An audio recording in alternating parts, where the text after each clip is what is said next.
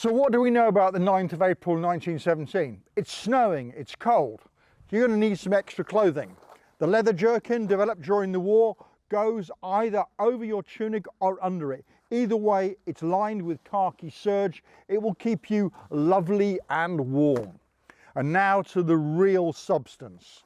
This thing, your set of webbing. In this case, made by the Mills Equipment Company. What does it carry? A water bottle, 2 pints of water, cold tea, or if you're lucky, you might get some rum in there. 150 bullets. Each pouch contains 15 bullets in clips. You've then got carried down the side of your leg and round on your rump, your entrenching tool. 2 parts goes together like that. That's your means of digging in a hurry. And then worn with it over here, your bayonet. What's the bayonet for? Stabbing people. You could do.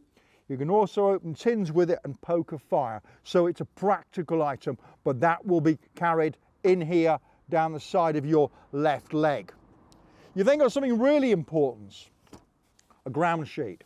A ground sheet cape, which you're going to wear in wet weather to keep you warm, but otherwise it goes in there together with all of your personal kit on your mess tins on the outside. Then on your head, steel helmet, the battle bowler.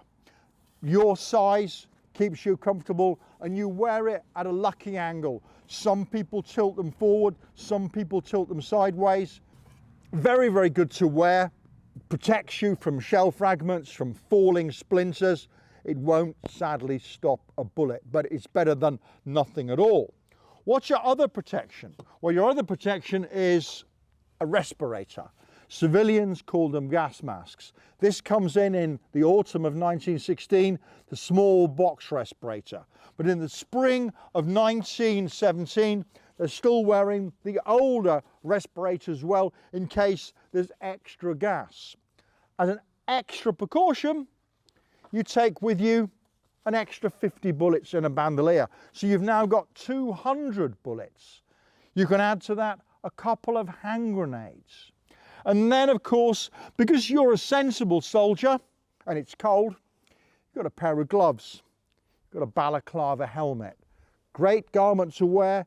You don't wear it in battle, you don't wear it on guard duty. Why not? Because you can't hear the enemy, you can't hear them approaching, but you would have that with you. So with all of this lot on, you're fairly toasty. Then of course I could reach out and say the rifle. I won't. Instead what I'm going to do is reach here. This is a Princess Mary tin, issued to soldiers Christmas 1914 and 15. Some Canadians would have them, otherwise just use any tin available.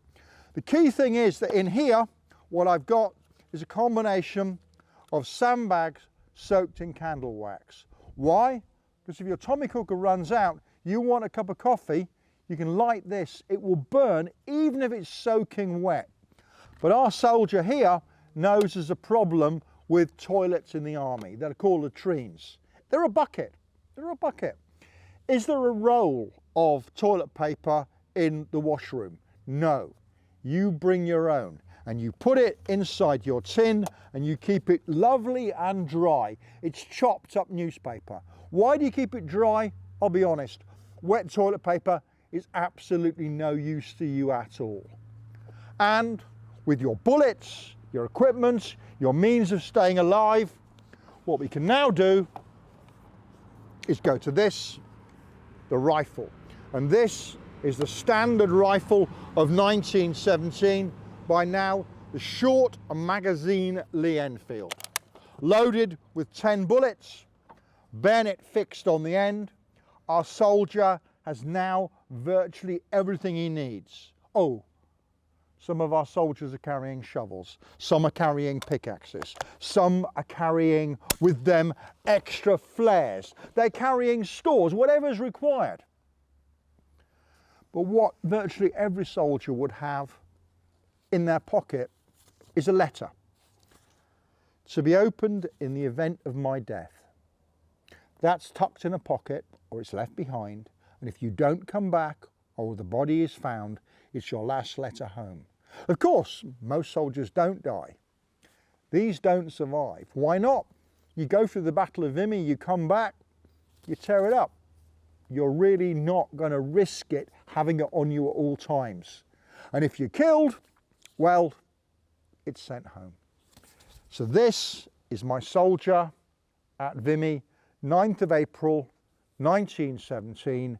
Everything to live, possibly die, possibly kill, but stay as comfortable as possible under the circumstances.